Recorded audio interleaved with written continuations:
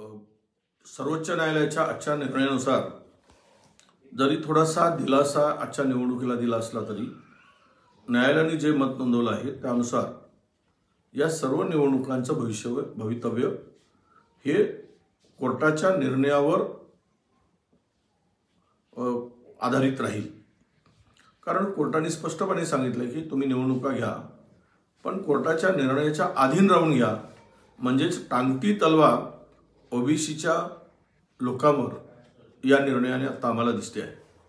हे सरकार ओबीसी म्हणून आरक्षण 27% दिलं म्हणून पाठ थोपटत होतं, आज मात्र टांगती तलवार या आमच्या सगळ्या ओबीसीच्या जागावर आणि ओबीसी बांधवावर ठेवलेली आहे। जिल्हा परिषदा पंचायत समितीच्या निवडणुका सुद्धा महानगरपालिकेच्या निवडणुका प्रोसेस सुरू करायला सांगितली, पण ते सांगताना 50%च आरक्षण त्याच ठिकाणी सुरू करा अशा प्रकारचं मत नोंदवलं। म्हणजे याचाच अर्थ असा की महाराष्ट्रातील 34 जिल्हा परिषदापैकी 12च जिल्हा परिषदेच्या निवडणुका होऊ शकतील किंवा त्याचे प्रोसेस सुरू होऊ शकतील। कारण इतर जिल्हा परिषदामध्ये ते आरक्षण 50%च्या वर गेलेलं आहे। म्हणजे सगळा गोडबंगाल या सरकारच्या चुकीच्या निर्णयामुळे, चुकीच्या धोरणामुळे आणि न्यायालयाच्या चुकीच्या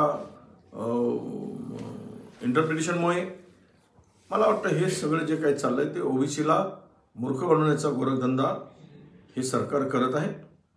आणि आजही या निवडणुका नगर परिषदेच्या होतील, नगरपंचायतच्या होतील, परंतु कोर्टाच्या पुढील निर्णयाच्या अधीन राहून होतील। असं जर कोर्टाचं मत असेल तर टांगती तलवारच आमच्या ओबीसी बांधवांच्या जागेवर आहे, हा त्याचा स्पष्ट अर्थ होतो आहे। आणि पुढील निवडणुका 50%च्या मर्यादेच्या आत राहून घ्यायच्या असतील तर प्रचंड ओबीसीचं नुकसान होईल। मग 27% आरक्षण गेलं कुठे? जे छाती ठोकून सांगत होते, छाती फाडून सांगत होते भाजपवाले की आम्ही 27% ओबीसीला आरक्षण दिलं, राजकीय आरक्षण दिलं, ही बनवाबनवी होती का?